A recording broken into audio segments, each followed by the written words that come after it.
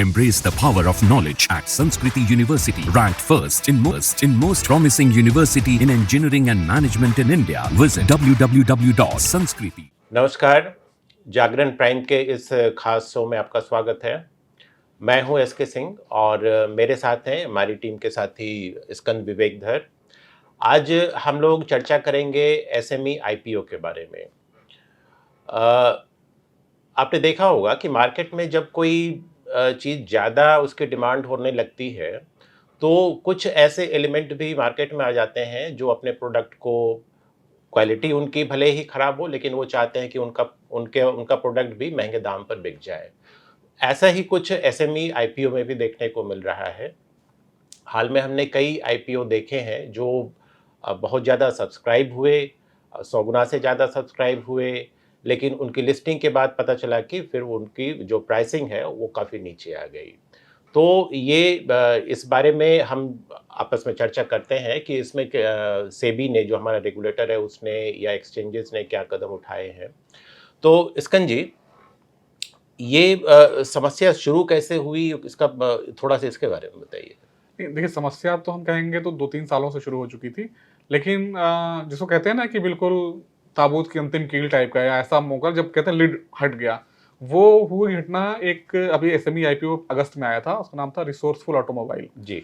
तो वो जो आईपीओ था, उस जो कंपनी थी बेसिकली, उसके यामाहा कंपनी के उसके 2 शोरूम थे और कुल 8 एम्प्लॉई है। वेस्ट दिल्ली की कंपनी है। तो वो करीब 11.5 करोड़ रुपए का अपना आईपीओ लेके आई थी। उस 11.5 करोड़ के आईपीओ के बदले जो उसको एप्लीकेशन मिले वो 2700 करोड़ रुपए के मिल गए।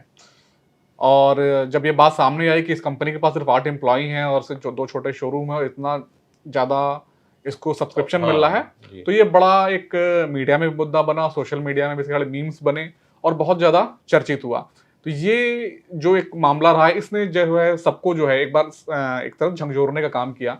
और इसके तुरंत बाद ही सेबी ने 28 तारीख को बाकायदा एक उसने डायरेक्टिव्स जारी किए और उसमें उन्होंने निवेशकों को सावधान रहने की भी सलाह दी और ये भी बताया कि कुछ प्रमोटर्स जो हैं और वो गड़बड़ियां कर रहे हैं। उसके पहले सेबी ने कुछ बैंकर्स की भी जांच, इन्वेस्टमेंट बैंकर्स की भी जांच की थी। वो आरोप है कि वो बैंकर्स जो हैं सब्सक्रिप्शन को ज़्यादा दिखाने के लिए पैसे लेते हैं, ज़्यादा कमीशन लेके ज़्यादा सब्सक्रिप्शन दिखाते हैं। यानी मान लीजिए अगर 100 लोगों ने अप्लाई किया है तो वो 500 दिखा रहे हैं, जिससे कि मार्केट में ये मैसेज जाए कि बहुत ज़्यादा लोग सब्सक्राइब कर रहे हैं, डिमांड काफ़ी और भी लोग टूट पड़े। तो ये एक बड़ी घटना थी जिसने इसको पूरे सिस्टम को झकझोरा। और उसके बाद से ही आप देखेंगे तो एनएससी ने भी एक्शन लिया, उन्होंने कुछ नई शर्तें लगा दी, बीएससी ने भी एक्शन लिया, सेबी बहुत ज़्यादा एक्टिव हो गया। तो ये अगस्त की घटना है, उसके बाद से लगातार चीज़ें चली आ रही हैं। एक चीज़ और देखने को मिला था कि जैसे आईपीओ आ गया, उसके बाद जब उसकी लिस्टिंग होती है तो जब लिस्टिंग के दिन उसकी प्राइस बहुत ज़्यादा, यानी कि जो लिस्टिंग प्राइस है वो आईपीओ प्राइस से काफ़ी ज़्यादा हो रही थी। तो इससे भी लगता था कि जैसे इस शेयर की काफ़ी डिमांड है। ये हाँ, तो उसको मतलब ऐसा एसएमई आईपीओ तो ऐसा लगने लगा था कि मतलब जैसे कि ये एक जैकपॉट है और अगर आपको एसएमई आईपीओ लग गया तो आपके पैसे जो है एक दिन में ही डबल या ट्रिपल हो सकते हैं। उसके बाद जब एनएससी ने देखा कि ऐसा हो रहा है तो उन्होंने एनएससी ने 90% का कैप भी लगा दिया है अब। यानी अगर कोई स्टॉक लिस्ट होता है तो 90 पहले दिन 90% से ज़्यादा प्रीमियम पर उसकी लिस्टिंग नहीं हो सकती। एक जो आंकड़ा है कि मतलब 4 साल में 533 एसएमई आईपीओ आए हैं, उसमें मतलब 110 के आसपास जो है जिनकी प्राइस है वो अभी इशू प्राइस से नीचे चल रही है। बिल्कुल, क्योंकि बहुत से, अगर आप, मैं थोड़ा बैकग्राउंड में जाता हूँ इतिहास में कि जिस मकसद से शुरू किया गया था एसएमई आईपीओ, वो अच्छा मकसद था और अभी भी अच्छा है, मतलब बहुत उसकी ज़रूरत है। क्योंकि जो एसएमईज होते हैं उनको वास्तव में अगर आप देखेंगे तो उनको फंडिंग की सबसे बड़ी समस्या होती है। बैंक उनको फंड देते नहीं हैं, बैंक उनको फंड देते हैं जिनके पास ऑलरेडी पैसा हो, तो कैपिटल वो कहाँ से लाएंगे। तो इसको ध्यान में रखते हुए एसएमई आईपीओ एक प्लेटफॉर्म 2010 में सेबी ने इसका एक रखा था कि जो स्टॉक एक्सचेंज है वो एसएमई के लिए एक अलग प्लेटफॉर्म बनाए जिसमें लिस्टिंग जो हो, उनके नियम आसान हो, आसानी से वो लिस्ट हो सकें और आसानी से वो पैसा जुटा सकें। अच्छा, उसमें उन्होंने ये भी ऐड कर दिया था कि अगर कोई एसएमई आईपीओ ढंग से काम करता है, कुछ पैमानों को पूरा करता है, तो वो एसएमई से वो मेन बोर्ड में भी आ सकता है, यानी जो नॉर्मल आईपीओ उसमें भी शिफ्ट हो सकता है। तो अगर हम देखते हैं तो 2010 में ये जो सेबी का रेगुलेशंस आया, उसके बाद 2011 में बीएससी ने और 2012 में एनएससी ने इसकी शुरुआत की। और हम शुरुआत देखेंगे तो धीमे धीमे एक आराम से चल रहा था। अगर हम पहले जो 200 कंपनियां लिस्ट करेंगे तो बीएससी को 6 साल 6 लगे। साल लगे हाँ, थे। और एनएससी को 7 साल लगे। तो 2018-19 की बीच बात अगर आप देखें तो दोनों प्लेटफॉर्म में 200 कंपनियां लगभग लिस्ट थी, और कोई 12 करोड़ 14 करोड़ ये आईपीओ का साइज होता था उनके बेसिकली, और उनको कुछ सब्सक्रिप्शन भी जो मिलता था बहुत 100 गुना जैसा नहीं था, एक नॉर्मल सब्सक्रिप्शन मिल जाता था और वो पैसा जुटा लेती थी। लेकिन जो 2020 के बाद से समस्याएं आई हैं, जो कोविड में जो नए, कोविड के हाँ बाद, बिल्कुल, राइट। कोविड के बाद जो एक नए निवेशक आए हैं मार्केट में, और ज्यादातर वो रिटेल निवेशक हैं, और उनकी फंडामेंटल या मार्केट को लेकर उतनी समझ नहीं है जितना कि वो बुल रन के मार्केट में उन्होंने पैसे कमा लिए। तो वो कहीं ना कहीं एक उनको लगा कि जो एसएमई आईपीओ है इसमें असली वैल्यू आ रही है और इसमें हम पैसा कमा सकते हैं। और उन वो लगभग हर आईपीओ में एक जैसे होता है ना, टूट पड़ते हैं, जी। और उसकी वजह से जो उनको वैल्यू मिलनी चाहिए वो ये भी नहीं देखते कि उसकी वैल्यू है भी या नहीं। और कई बार ऐसा होता है कि बहुत ही खराब शेयर जो है वो ऊंचे दाम पे खरीद लेते हैं और नुकसान उठाना पड़ता है। एक जो लिस्टिंग वाले में एक पॉइंट ये भी है कि जैसे लिस्टिंग हाई वैल्यू पर क्यों होती है, तो जैसे कुछ कारण निकल कर आए थे कि जैसे आईपीओ का साइज छोटा होता है, फ्लोटिंग शेयर भी कम होते हैं। तो आपने मार्केट में लोगों से, एक्सपर्ट से आपने बात की थी, तो उसमें और क्या कारण इसके निकल कर आए? देखिए, एक तो क्या है कि इसके लॉट साइज जो है, जो नॉर्मल आईपीओ का लॉट साइज होता है उसमें वो 15,000 से ज्यादा का एक 15,000 लॉट का, नहीं हो जी। सकता। लेकिन एसएमई आईपीओ में यही रिटेल निवेशकों की सुरक्षा को ध्यान में रखते हुए ही ये रखा गया था कि 1 लाख रुपए से कम का लॉट नहीं होगा, हाँ, यानी कि कम कि जिनके पास, हाँ, ज्यादा मतलब थोड़ा पैसा बड़े हो पैसे वाले वो ही ही दे जाएं। सकें। जी। तो लगभग एचएनआई जैसी पोजीशन हो जाती है कि 1 लाख से कम का नहीं होता। तो अगर हम देखें ज्यादातर जो एसएमई आईपीओ के लॉट 1,40,000 1,30,000 इसके आसपास के एवरेज बनते हैं। तो इससे क्या होता है कि जो नंबर ऑफ एप्लीकेशंस होते हैं उनकी साइज के हिसाब से वो कम होते कम हैं। हो तो जाते उसमें हैं। क्या होता है कि शेयर मिलने के Allotment, चांसेस, हाँ। हाँ, अलॉटमेंट के चांसेस बढ़ जाते हैं। फॉर एग्जांपल जैसे अभी जो भी आईपीओ आ रहे हैं, तो अगर वो 70 गुना हो जाते हैं, अगर मान लीजिए एप्लीकेशन, तो 70 का मतलब ये हुआ कि आपको एक साथ 70 में से एक आदमी को शेयर मिलेगा, मिलेंगे। हाँ। लेकिन एसएमई में क्या हो रहा था कि ये ऐसा होता नहीं था, तो बहुत लिमिटेड जितने लोग अप्लाई करते थे, 2 गुना 3 गुना से ज्यादा जल्दी हो नहीं रहा था। तो शुरुआत में ये रहा कि लोगों को शेयर भी खूब मिलने लगे, प्लस ऊंची लिस्टिंग भी हो रही थी, क्योंकि उसके बाद जो लोग राजा रहते वो डिमांड आते थे।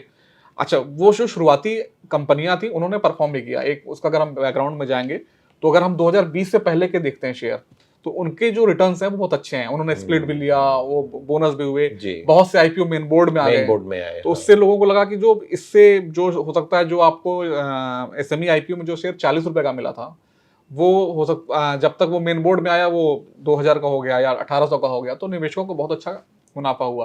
तो ये जो होता है माउथ टू माउथ पब्लिसिटी ने एक लोगों को ये मैसेज चला गया कि अगर हम एसएमई आईपीओ में ही वैल्यू क्रिएट होती है, अगर हम एसएमई के थ्रू जाएंगे तो हमारा पैसा बनेगा। लेकिन जो डेटा बताते हैं कि 50% कंपनियां ही ऐसी हैं जो कि जिनके अंदर कैपेसिटी है जो कभी मेन बोर्ड में जा सकेंगे, वो भी गारंटीड नहीं जा पाए।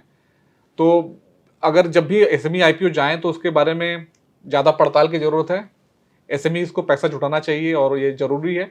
लेकिन एज ए रिटेल निवेशक जब भी आप एसएमई आईपीओ में निवेश का फैसला करें तो कुछ बातें हैं जिसके बारे में आगे चर्चा करेंगे, उनको ध्यान में रखें तो ही एसएमई आईपीओ में निवेश करें। तो ये बात तो सही है कि भाई एसएमई को फंडिंग के लिए आईपीओ जो है बहुत अच्छा जरिया है।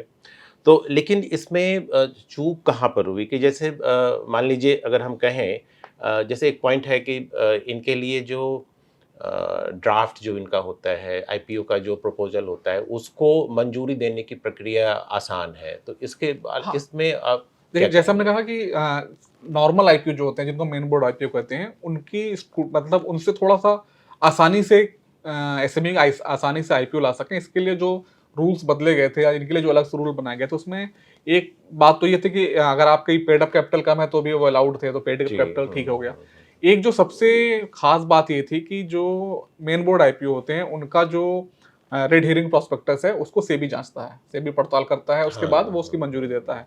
लेकिन इनको आसान बनाने के लिए एक्सचेंजेस को ही परमिशन दी गई कि आप एक्सचेंज लेवल पे ही उनके रेड हेरिंग प्रोस्पेक्टस की जांच कर सकते हैं और उसकी अनुमति दे सकते हैं। जहां पे एक पेंच है, कॉन्फ्लिक्ट ऑफ इंटरेस्ट भी हम कहेंगे अगर आ सकता है, क्योंकि देखिए जिस एक्सचेंज को अनुमति देनी है वही एक्सचेंज उस लिस्टिंग से पैसा भी कमाता है, उसी पर लिस्टिंग हाँ होनी बिल्कुल। है। अगर मान लीजिए मुझे एक पर्टिकुलर आपको एक चीज की अनुमति देनी है और उस अनुमति देने से मुझे भी कमाई होनी है, हाँ। तो जरूर पूरी संभावना या एक कहते हैं एक आशंका कह सकते हैं, या एक कहीं ना कहीं मेरा एक कोशिश होगी कि हाँ यार इसको मुझे अप्रूवल दे देना है, इसको अप्रूवल देने में मेरा भी फायदा है। जबकि सेबी जो है वो नियामक है, तो उसकी जांच का लेवल निस्संदेह कुछ अलग होगा, और जिस तरह से गड़बड़ियां सेबी ने पकड़ी हैं, तो कहीं ना कहीं जांच में ये चूक रही होगी। फॉर एग्जाम्पल, अगर हम रिसोर्स ऑटोमोबाइल की बात करें, तो कहीं ना कहीं ये बात बहुत पहले ही सामने आनी चाहिए थी कि भाई ये बहुत छोटी कंपनी है और ये इसके पास सिर्फ 8 एम्प्लॉइज हैं। तो इस तरह की बातें नहीं आई और एक्सचेंज ने आसानी से अनुमतियां दी हैं।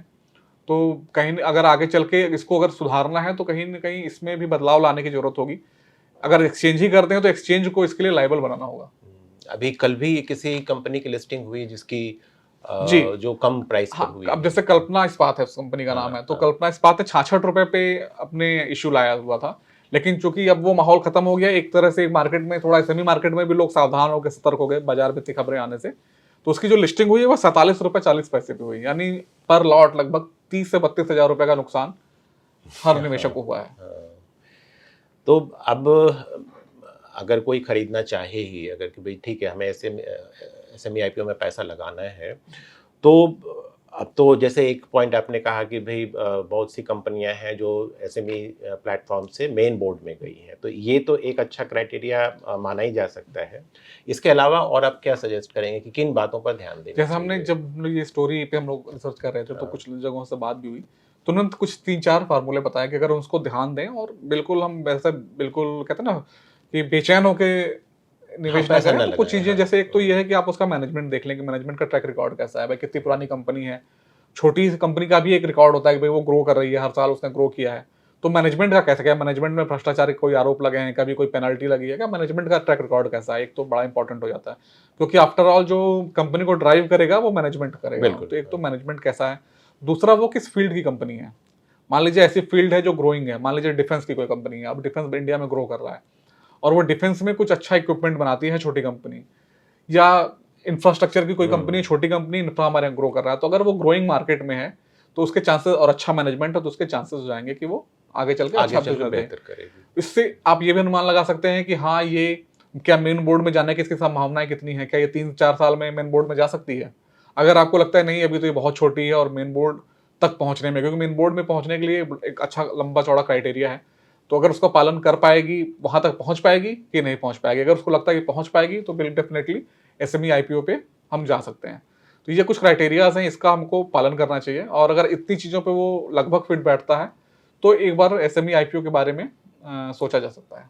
हाँ, मतलब उसके बिजनेस को और जो उसकी मैनेजमेंट, वैल्यू जो हाँ, है, शेयर की बिल्कुल, जो वैल्यू जो रख रहे हैं, हाँ, प्राइस भी एक बड़ी है कि प्राइस उसकी भी प्राइस जो आप दे रहे हैं, मान लीजिए अगर 10 रुपए का है शेयर और उसकी प्राइस वैल्यू के हिसाब से आपको लगता है कि बहुत ज्यादा नहीं है, अगर कई बार जैसे हाल फिलहाल में तो बड़ी ऊंची प्राइस भी लोगों ने ली है, तो हालांकि प्राइस का अनुमान लगाना थोड़ा मुश्किल हो जाता है एसएमई आईपीओ में खासतौर पर, क्योंकि उस तरह के पी वैल्यूज और निकालना मुश्किल है।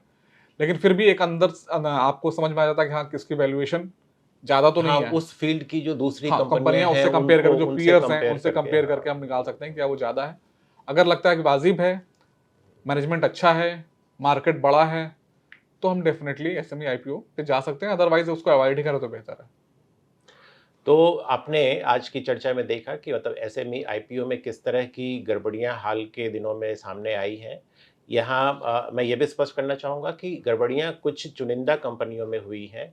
हम पूरे एसएमई आईपीओ बोर्ड जो है, एसएमई प्लेटफॉर्म जो है, हम उसकी आलोचना नहीं कर रहे हैं। जो चुनिंदा कंपनियां गड़बड़ी की हैं, हम सिर्फ उनसे सावधान रहने के लिए आपको कह रहे हैं। और अगर आप उस पर पैसा लगाना ही चाहते हैं, तो जैसा इसकन जी ने बताया कि कुछ बातों का ध्यान रखिए, तो इससे हो सकता है आगे चलकर अगर इन केस अगर नुकसान की नौबत आती भी है तो आपको नुकसान कम होगा। आज की चर्चा में इतना ही, धन्यवाद।